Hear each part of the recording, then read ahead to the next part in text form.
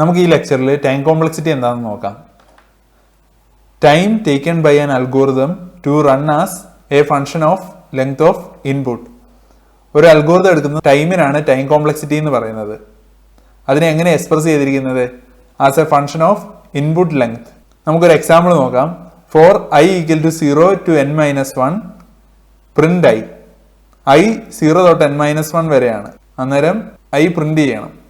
ആദ്യം 0 പ്രിന്റ് ചെയ്യും, പിന്നെ 1 പ്രിന്റ് ചെയ്യും, 2 പ്രിന്റ് ചെയ്യും, അപ് ടു n-1 വരെ ഈ ഫോർ ലൂപ്പ് പ്രിന്റ് ചെയ്യുന്നു. ടൈം കോംപ്ലക്സിറ്റി എങ്ങനെയാ ഈ കോഡിന് കാൽക്കുലേറ്റ് ചെയ്യാമെന്ന് നമുക്ക് നോക്കാം. ഇവിടെ യൂസറുടെ കയ്യിൽ നിന്ന് മേടിച്ച ഒരു ഇൻപുട്ട് ആണ് n. ഇവിടെ ഈ ലൂപ്പ് എത്ര ടൈം എക്സിക്യൂട്ട് ചെയ്യുന്നുണ്ട്? n ടൈംസ് ആണ് ഈ പ്രിന്റ് സ്റ്റേറ്റ്മെന്റ് എക്സിക്യൂട്ട് ചെയ്യുന്നത്. n-1 -0 +1 n ടൈംസ് ആണ് ലൂപ്പ് എക്സിക്യൂട്ട് ചെയ്യുന്നത്. n times or n iterations. n iterations ആണ് ഇവിടെ ഉള്ളത്. How many operations in each iteration? ഒരു ഓപ്പറേഷൻ അല്ലേ ഇവിടെ ഉള്ളൂ.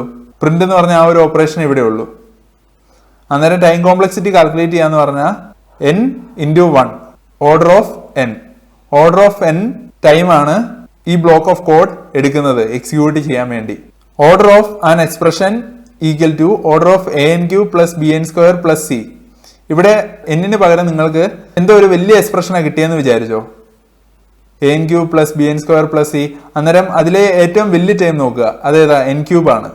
അതുകൊണ്ട് ഓർഡർ ഓഫ് n³. ഈ എയും ബിയും n² സിയും എല്ലാം നമുക്ക് കട്ട് ചെയ്ത് കളയാം. എന്നിട്ട് ഓർഡർ ഓഫ് n³ എന്ന് നമുക്ക് ആ എക്സ്പ്രഷനെ റെഡ്യൂസ് ചെയ്യാൻ പറ്റി ഇവിടെ. അതുപോലെ വലിയ ടൈംസ് വന്നു കഴിയുമ്പോൾ ആ വലിയ ടൈംസിനെ മാത്രം എടുത്താൽ മതി. ടൈം കോംപ്ലക്സിറ്റി കാൽക്കുലേറ്റ് ചെയ്യാനുള്ള മറ്റൊരു മെത്തേഡാണ് റിക്കറൻസ് ഇക്വേഷൻ. നമുക്ക് നേരത്തെ കണ്ട ബ്ലോക്ക് ഓഫ് കോഡിന് റിക്കറൻസ് ഇക്വേഷൻ എഴുതാം. For i equal to 0 to n-1 print i. ഇവിടെ പ്രിന്റ് ഐ എന്ന് പറഞ്ഞ ഒരു ഓപ്പറേഷൻ അല്ലേ ഉള്ളൂ. ആ ഓപ്പറേഷൻ ഓർഡർ 1 ടൈം എടുക്കുമെന്ന് നിങ്ങൾ വിചാരിച്ചോ? ഒരു കോൺസ്റ്റന്റ് ടൈം ആയിരിക്കുമല്ലോ ഈ പ്രിന്റ് എടുക്കുക. അത് ഓർഡർ 1 ആണ് ആ ടൈം എന്ന് വിചാരിച്ചോ. നമുക്ക് കാൽക്കുലേറ്റ് ചെയ്യേണ്ടത് time complexity for an input n. നമുക്ക് n-1ന്റെ ടൈം കോംപ്ലക്സിറ്റി അറിയാമെന്ന് വിചാരിച്ചോ.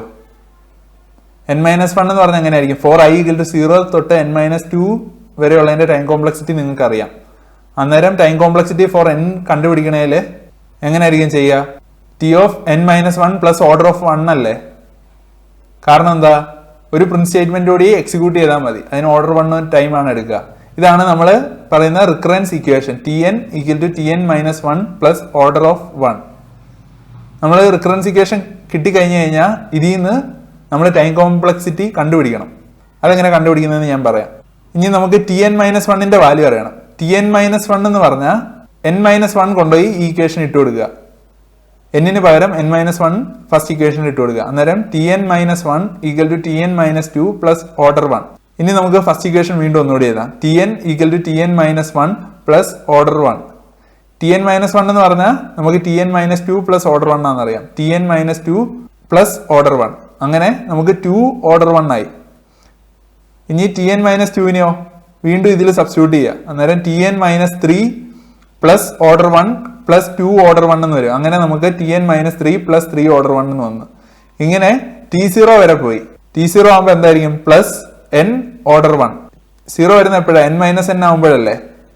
അന്നേരം ഇവിടെ n ആയിരിക്കും. n ഓർഡർ 1 എന്ന് വന്ന്. t0 എന്ന് പറഞ്ഞാൽ 0 ആണ്. 0 പ്ലസ് n ഓർഡർ 1 വന്ന്. ഈ n-നെ അകത്തോട്ട് മൾട്ടിപ്ലൈ ചെയ്ത് ഈ 1-ഉമായിട്ട്. അന്നേരം ഓർഡർ ഓഫ് n. അങ്ങനെ നമുക്ക് റിക്കറൻസ് ഇക്വേഷൻ ഉപയോഗിച്ച് ഈ കോഡിന്റെ ടൈം കോംപ്ലക്സിറ്റി ഓർഡർ n എന്ന് കിട്ടി.